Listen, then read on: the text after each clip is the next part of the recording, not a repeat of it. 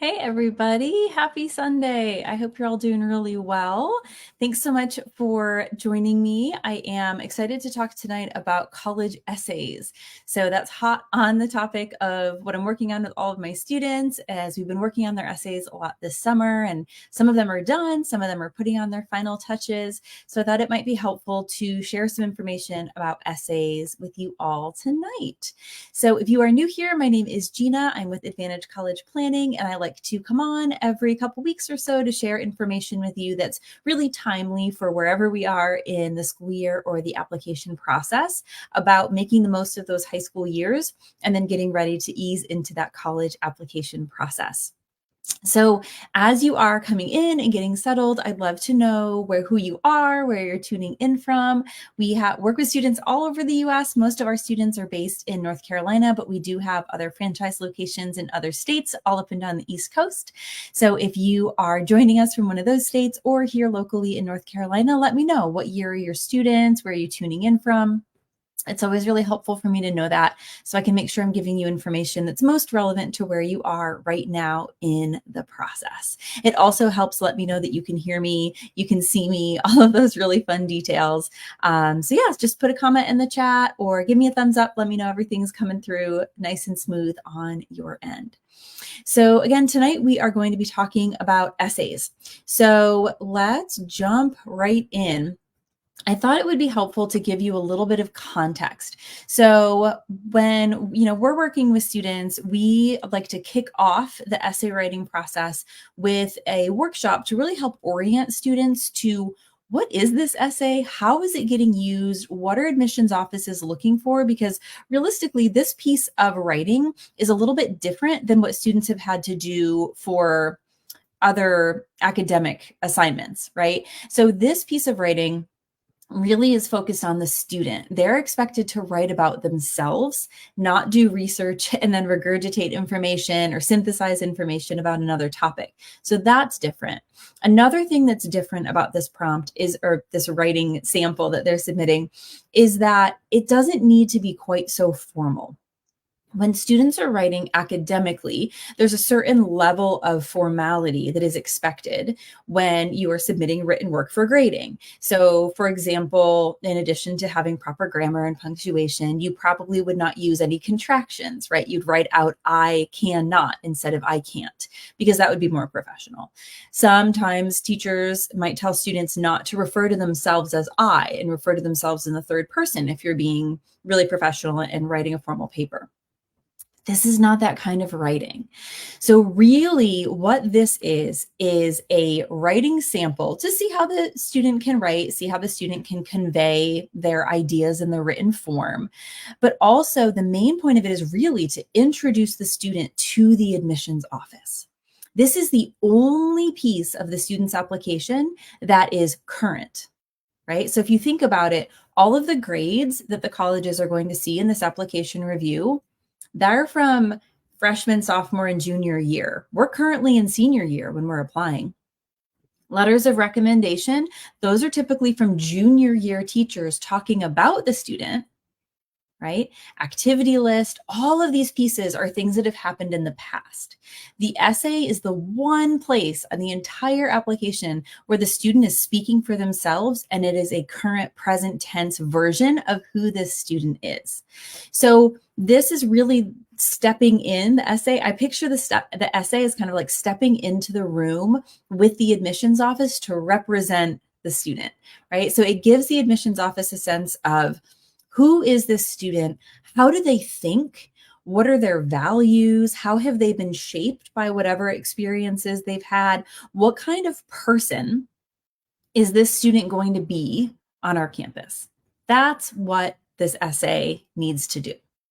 Okay, so I thought it might be helpful to start with that and just orient everyone onto that. Awesome, great. Okay, 3 rising seniors, great. Nathan and Michelle and Vicky. Oh, it's so good to see you guys. Awesome. Okay, great. So yeah, this is super timely for all of you. Perfect. All right, so we're going to talk tonight about 5 things that I want you or to tell your student to avoid doing in their essay. And there's a reason for that. So we're focusing on what to avoid, because I know from working with students for over 20 years, right? They're all very unique. They're different. They have different stories to share. They've had different experiences. Even if they've gone to, a lot of them have gone to the same high school or played on the same soccer team, they're still experiencing those high school days or those soccer games and practices in their own unique way based on who they are and their personality and their worldview. And so we've found that if we tell students what to do, if we give them a formula, then some of our really creative students might take that the wrong way and feel like, well, I have to, stay in this box, and there is no box, right? And other students might say, okay, well, yep, I'm just going to plug myself in exactly in here, and this is what they said to do. But then again, we're probably missing out on the true essence of who that student is. So if a student is writing out their admissions essay using their general 5-paragraph English style essay that they've been taught to do since the beginning of writing, right? Intro, thesis statement, 3 paragraphs, each paragraph backing up a different part of the thesis statement, and conclusion, that actually starts to become really repetitive. And so if you think about an admissions office reading tens of thousands of essays a year, right? It just can all kind of start to sound together. So realistically, students can write in a lot of different styles, and students can write essays on a wide variety of different topics and still have them be very impactful as long as there is a story to share. So that's why we're not talking about what to do. So now let's talk about the 5 things that I'd really recommend you try to avoid doing.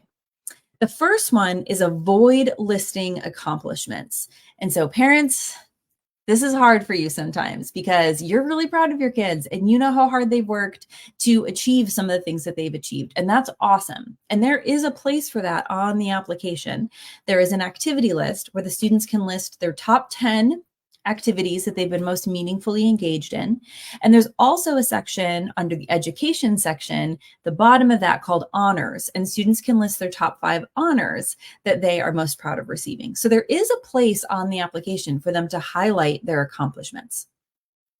But what we don't want to do is just reiterate those accomplishments or list those activities again in the activity list. So application readers at colleges are going through these applications pretty quickly. So that could be as quick as 2 minutes at some schools for a first read. I'd say on average, it's somewhere probably between 5 and 10 minutes from start to finish of reviewing an application, taking notes, kind of getting a good sense of the student. And so what we ideally want is for the reader to get new information about the student at every different step along the way. So they're getting the transcript, and then they're seeing the activities, and they're reading the letters of recommendation, and they're seeing the honors, and then they get to the essay. And at each point, they're learning a little something new about the student. So if they're just reading the same information over and over again about the student's involvement on the volleyball team, it's not bad, but that's kind of a missed opportunity, right? The student's missing out an opportunity to share more about themselves, okay? The other thing to know is that, and I remind students of this, you, or students, I'm speaking to them right now, like, you are not your accomplishments. The trophy that you won is not you, right? So listing the accomplishments really robs the university or the college of knowing who the student is. So instead, what we want to focus on would be, who are you, right? How did you grow? What have you experienced? What perspective did you gain maybe through this activity? So I'll use volleyball, right? Maybe the student, maybe that is a really important activity to the student. And maybe they grew so much by being part of this volleyball team, and they are a totally different person now than they were when they were 14 and they joined the team, and they really want to talk about that growth. That's fine. But just make sure that the essay is really focused more on the growth aspect and less on listing all of the awards and tournaments that the student won as a part of that volleyball team, because that isn't as important once we get into the essay. The second thing that I would recommend avoiding is complaining or blaming others. So this one can be really tricky because one of the styles of essays that students tend to choose often is where they reflect on a challenge they've had to overcome, and kind of the journey through that challenge. That's a pretty common concept to use for the essay. It can be a really good one. But sometimes what happens is students, even if they're over it and they've made it through to the other side, there's still a little bit of bitterness or blame that's being put on someone or something outside of themselves. And maybe that's true, right? Maybe that teacher who gave you the failing grade really was a horrible person, right? Or maybe it was totally the other person's fault that you got tripped and blew out your knee in the basketball game. Those two things can be true, right? So it can be true that those things happened, or the low grade or the injury was this other person's fault. However, if we're thinking back to what is the purpose of this essay, the purpose of this essay is to show colleges who you are in the face of a challenge, if that's what you're choosing to write about, right? And how you overcame that. We know as adults that there will always be a bad professor. There will always be a bad roommate. There will always be a bad boss, right? A string of bad luck. Those things are just part of life that are going to happen. So really what this is an opportunity for the student to show, how did they handle the cards that they were dealt? What did they do about what they had control over? And less focus on, the blame or talking down about someone else. So when students are writing about that as their topic, usually what I have them do is just write out the first draft. We get the blame out there, we validate the feelings, and then we revise so that we put more of the focus on the student and less of the focus on whatever the situation was with this outside force that caused the negative situation. So then that leads into number 3, which is avoid talking too much about someone else. So we don't want you talking too much about someone else if you're putting blame on them, but we also don't want you talking too much about someone else if you're writing about a role model. That's where we see this a lot. So I've read some beautiful, heartfelt, amazing essays about people that have been impactful to students that I've worked with over the years, family members, mentors, people who have really changed the trajectory of a student's life in a positive way. And it's amazing and it's wonderful. But if we go back to what the purpose is of the essay, at the end of the day, if the reader is learning more about how awesome this other person is and not that much about your student, that's not hitting the mark, because that other person is not applying to college this year, right? Your student is. So if a student is going to write about a role model or someone that's been important to them, what I recommend doing is keep that to maybe like the top third. Like if you think about your word count, you've got 650 words to play with max. So keep your reflection on your role model, for example, up at the top, no more than 300 words, right? Try to keep it like 250, introduce them, and then make the whole bottom part of your essay about you, what you've learned from this person, and then how you have move forward with those lessons, or how you've taken that, taken your life in a different direction, make it more about you. And then you can kind of wrap up with something about that person at the end if you want, but just make sure that that person isn't taking up more than like a third of your word count, because otherwise you're writing a great essay about why they should attend the college, but not you. The fourth thing to avoid doing is sounding like everyone else. This is the thing that I see the most with students. So when students I'm working with, this is where a lot of the revision comes in with our essay work. So students are, they're on social media, they're on TikTok, they're reading all these essays that have been successful for students. And they're trying to, again, look for a rule book to follow, right? But what we don't want is, we don't want the student's essay to sound like one maybe that someone else already wrote, right? So maybe that one essay that's gone viral on TikTok was successful because it got a student admitted to all of the Ivy League schools. Okay, wonderful, great for that student. But then that means that the colleges have already read that essay, right? And whatever school they went to, they already have that student. So they're looking for someone else. They're looking for your student, right? They want to know what's unique about your student. So how to make an essay stand out? Honestly, the best way to do that is by being authentically yourself and adding details that share the student's unique experience, right? So like I tell students all the time, lots of students play soccer or play a varsity sport, right? Lots of students have a part-time job at a restaurant. That's a very common thing. But nobody else has had your exact experience, right? So pull in from your senses. If you're writing about your first night at work, what did it sound like? What did it smell like? What thoughts were going through your head, right? What was that experience like for you? Those details are what are going to make your essay stand out and make your essay interesting and unique to the reader. So I always recommend like over add details. We can always cut back if you're over those 650 words, but put in as much detail as you possibly can, because that's what's going to make the essay unique to you and help your essay stand out. You know, the rest of this application is not very personal, right? It's really straightforward. So this is really the chance to sound like you. An example that my colleague Jamie uses all the time, and which I think is a great one, is she had a student, I think last year, and that student always talked to her about his buddy, and him and his buddy were going to go do this, buddy, whatever. And then in his essay, he was telling a story about what he was doing with this buddy, but he used the word friend. And she was like, I have never heard you refer to this person as your friend. Why don't you say, this is my buddy? And the student was like, well, I just think that doesn't sound like, professional. And I probably shouldn't use that. That's a little casual. And that's a perfect example of no, like use buddy. That sounds like you. If you were telling this story to an admissions officer, just sitting down and telling it to them, you would be using the word buddy, right? So let it sound like you. My favorite essays are the ones that when I'm read them in my head, I can hear that student's voice. I know who wrote that essay. That's really what we're going for. The last 5 thing to avoid ties into that, which is avoid overusing AI in a thesaurus.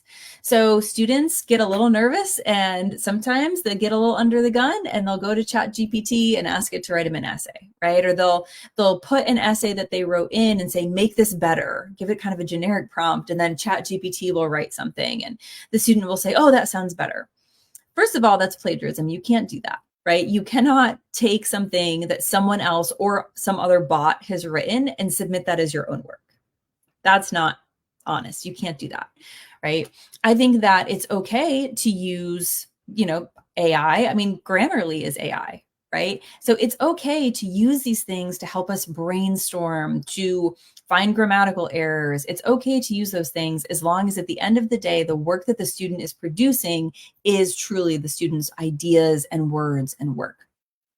But what happens sometimes is we see students overusing AI or a thesaurus. And then again, we get this piece of writing that sounds nothing like what the student would ever say on their own, right? And again, that's a huge disservice to the student, because what we don't want to do is, number one, not sound like yourself. But number two, admissions officers, again, read tens of thousands of essays a year. They know what 17-year-old students sound like and talk like. They know how high school students write. And so when you're doing that over and over, it is really easy to identify when an applicant has used a thesaurus in order to sound a bit more sophisticated, right? So for example, like you would never say, like I'm saying, okay, you should never use a thesaurus, right? Or don't overuse a thesaurus. If I put that into ChatGPT and said, make this sound more professional, it might come back with something like, and it would talk in the third person, right? So one shall not deviate from one's habitual norm and attempt to flourish one's writing with eloquence and ratiocincation. Nobody talks like that, right? Like you would say, like, who did I tune into and what is she saying, right? Your essay should sound like you, a professionally, grammatically correct version of you. And so I think that's also really important for parents to know, because if you're reviewing this essay and you're saying you should use this word or you should change this, or you can't use can't, you have to say cannot, wrong. No, you really want this to sound like your student, your 17-year-old student wrote this. That's what college admissions officers are expecting. That's really what's going to make it a stronger essay, is it should sound like they're talking to admissions. So the bottom line is, if you can do these things, if you can avoid doing these things, that's really going to help the student, or you can tell your student to do this. It's really going to help them write something that they can be proud of that is authentically them. All students are able to share their story. You do not have to be a good writer in order to write a really solid, interesting essay. If your student is struggling to start, do what I do. Either use the feature on their Chromebooks where they can do text to type. My daughter does that all the time when she's got to write and she's stuck. Or what I do with my students is I'll tell them, you talk, I'll type. And I just have them start talking, and I'm over here like a stenographer, just typing exactly word for word what they're saying, whatever it is. And then, okay, now we have some ideas down on paper or on the Google Doc, and now you got something to work with, right? Sometimes there's that paralysis, right? Of like, oh, I have to start with a really good hook. No, you don't.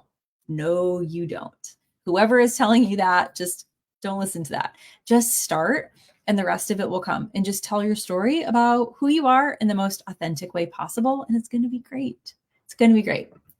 So I'm going to open this up for Q&A in case you have any questions. I'm happy to answer them. So you can go ahead and put them in the chat, same place where you put in where you're tuning in from. And then in the meantime, I'll let you know that I will be back on the 18th. So on August 18th, I'll be talking about a very specific type of supplemental essay, which is the Why Us essay. A lot of colleges will ask students this type of essay. Essentially, why are you applying to our college? Why is our college a good fit for you? And so there's a good way to go about approaching that in a way that isn't as effective and impactful. So we'll be talking more about the Why Us essay on August 18th. So I will be back for that. But yeah, if you have any questions, I am happy to answer them now. I know this is a really exciting time. If you didn't know already, the Common application is open. So that is the platform that your student will be using to apply to all the colleges that they're applying to. So that's open. They can start adding their schools to their list and working through all this information. Super exciting. Awesome. Great. All right. Well, I hope that you all have a wonderful rest of your weekend. And I look forward to seeing you back here on the 18th. Oh, Nathan coming in with a question. Great. Yay. All right. Can the personal essay be the same for all college entries, knowing that a college will have their own unique shorter length? Actually, I'll put that right up here, Nathan. Great. Okay. Shorter length questions. Great. Yes. So great question, Nathan. Yes. So there are different types of essays. The personal essay is what I just was talking about for this Facebook Live event. The personal essay is the exact same essay that you will submit, or your student will submit, to every single college that they apply to, with a couple of exceptions. So the University of California System Schools, for example, they are not on the Common application. They have their own application platform. It's a little bit different, right? Couple things like that. But for most of the schools that your students will be applying to, that one 650 word max essay goes to everybody. So you don't want to make it college specific. Then once your student starts adding their colleges to their Common application account, they'll be able to go through and start filling in the general questions, and you'll be able to see what those shorter supplemental essays are for that individual college. Sometimes they're asking, why are you applying to our college? Sometimes they're asking something else. And you're right, those are usually shorter. So about 250 words, I'd say, is most common, but they can really vary. So those will be different from school to school. But the personal essay, that's going to everybody on the Common app. Yeah. Awesome. Okay, great. Great question. Thanks for asking that. All right, great. Well, I will see you guys. Yeah, absolutely, Nathan. So I'll see you guys back here on the 18th, but I hope you have a great night, and we'll see you soon. Thanks so much. Bye-bye.